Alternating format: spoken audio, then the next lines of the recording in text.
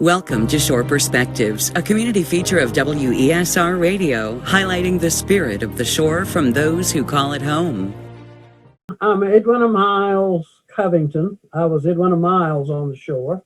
I grew up in Exmoor, way back there. I was born in the old NAM hospital in 1945 and attended North Exmoor Willis Wharf School. I've got to give them credit, and Northampton High School, and left the shore for college. And then, life kind of happened and I fell in love and moved away from the shore. But you can't take the shore out of a girl. I find coming home to the shore good for the soul. It's just something about when I get to that bridge tunnel and get out on the water, and I can't help it. When I go down through the tunnels, a little tear comes to my eye. I'm just coming home. Grew up in Exmoor, right next to the Coca-Cola plant, which was in full operation then, and I could sit on my side porch and watch the trucks come and go. And every once in a while, I'd go over and get a tour of the plant so I could get a free Coke. When I come home to the shore, I miss the fact that 13 doesn't go through every little village anymore. I miss the main streets. I'm getting there and I'm looking, and all of a sudden, here's Chariton. We just drove past it. Where's Eastville? Where was my school? And I'm looking at Weirwood, Bird's Nest. There's nothing there anymore. Naswatuck still seems to be trying to hold on. I find it very attractive. In my trips home, I haven't really gone through Naswatuck. That's going to be my goal in the fall, to go through Naswatuck and look at some of the businesses there. Exmoor, well, whoever I bring to the shore with me, I love to take them. Here's Exmoor, here's Willis Wharf, here's Silver Beach, and have all these memories that I have to tell them about. And being a Northampton County girl, my life never did go much further north than Belhaven, except for a special trip to Ocean City or something like that. Just about every farm was raising string beans, cabbage, tomatoes, potatoes, sweet potatoes, strawberries, greens. Every little farm was raising this, and every little village like Weirwood and Bird's Nest and Exmoor, you had produce receiving stations. You had canneries in so many of those. Exmoor had Dulaney's frozen food. And you just, in the summertime, you would just watch the tractors going by, pulling loads of various produce to these markets. I can remember in the late 40s and 50s, when strawberry season was in Exmoor, they had the strawberry auction block. And going there with my daddy and just watching the people pulling up with either a lot of strawberry crates in their trunk or on the back of the pickup, and the auctioneer auctioning them off to the buyers, and then they'd pull on out and the next car would pull in. And Daddy would take me down to some of the strawberry fields, once they had been picked and they were opened up for gleaning, and he'd have me picking them. And I would have one here and one in the basket, one in my mouth, one in the basket. Where my house was right next to the Coca-Cola plant and right across from the railroad. And of course, the railroad would be coming in, especially during Irish potato season, and all the box cars would be sitting there on the siding waiting to be loaded. And then all the truckers would come in, and they'd line up along the side of 13, waiting for their turn at the potato market to load up and pull out.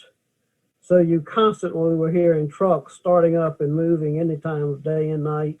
Willis Wharf, that was the watering town, the oyster, Ballot Brothers, Walker's Brothers, the Terrys, the Bowens.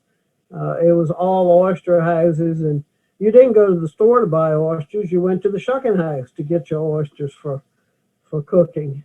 It tickles me when I I go into a store up here and they're selling fresh fish, or the menu in a restaurant is fresh oysters. And I'm thinking, no, no, no, no. So when I get to the shore, yes, every meal has to be some form of seafood. And school, of course, was, the small community school. Exmoor had an elementary school, Bird's Nest had one, Cheriton, Capeville. Cape Charles had its own school system. They were separate from Northampton County. And I think small rural schools like that, there's a special bond that even today, uh, quite a few of us are still in contact. We will get on Zoom and talk to each other. When you have large elementary schools just consolidated, you don't get that comradeship that you have from the small communities. Northampton High, uh, the high school was consolidated in Northampton County except for the town of Cape Charles. So we were a different Virginia High School League level than the schools in Appomattox County because they were still like Central and Accomack and Anancock and Chincoteague. Each one of those were separate high schools. So during football season, we always played teams across the bay. We'd play Virginia Beach, Deep Creek, Poquoson, Princess Anne, all of those high schools. And the football games, of course, that was back when the ferries were still running. So on Friday evenings, football team would load up on a school bus.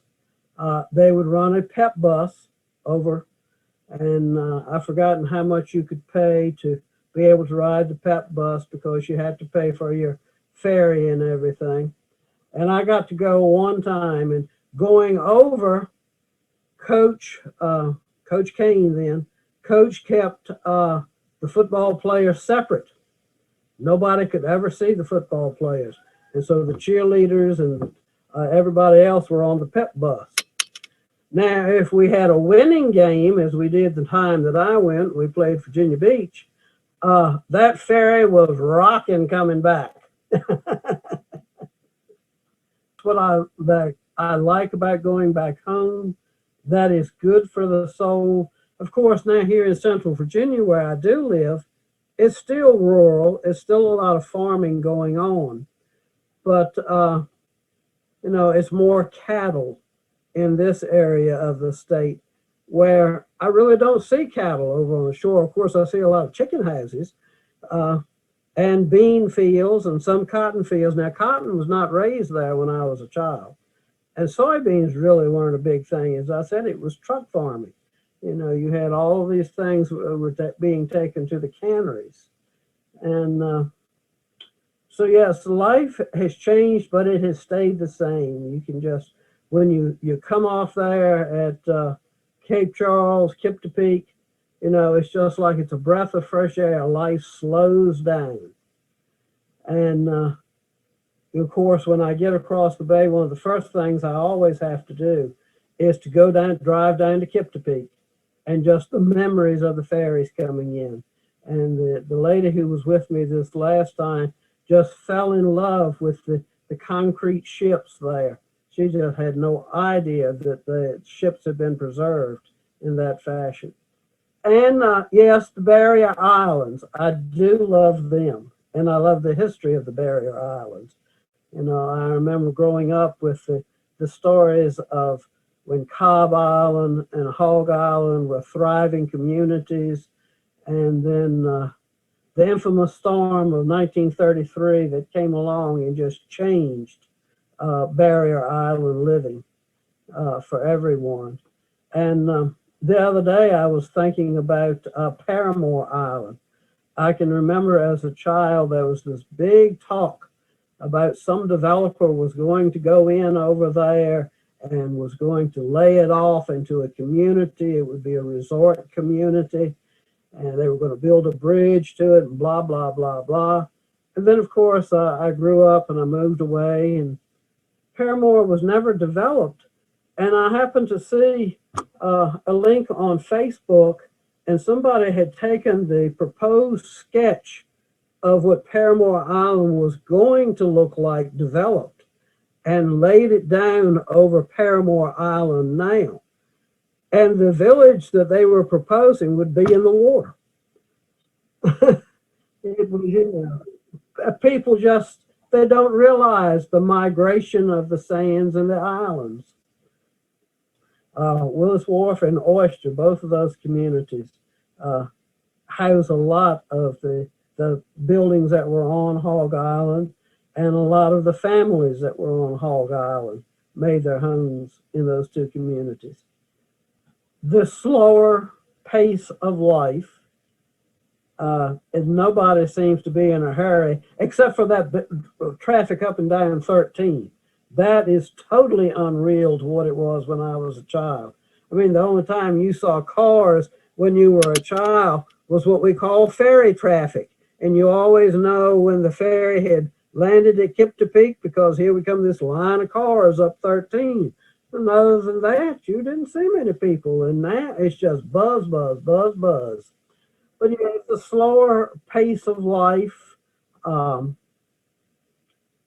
Everyone knows everyone, even though we may not know each other by name, and we may have never met you before. We still know you, and we're still friends with you. And I found when I was dining that the waitresses were just wonderful. Just, here, come on home, come join us. Oh, I know. That's when we were riding around the other weekend that we were here, and I was just waving to everybody, and they were waving back. We were driving through the little communities, and people were working in their yards, and they stopped and waved at us. Everybody's neighbor here on the shore. Always remember your shore ties. If you've moved away from the shore, get back there. It's good for your soul. Those of you who are there, really take time to appreciate your way of life on the farm, in your small towns, on the water, the freedom that you have to just drive down one of the necks and enjoy nature, to get to the beach. The semi-private beaches, they're not big commercial outfits. You can just enjoy your time with friends and family on the shore. God bless everyone over on the shore. I love you all, and I can't wait till I can get my next trip over there and my next shore fix.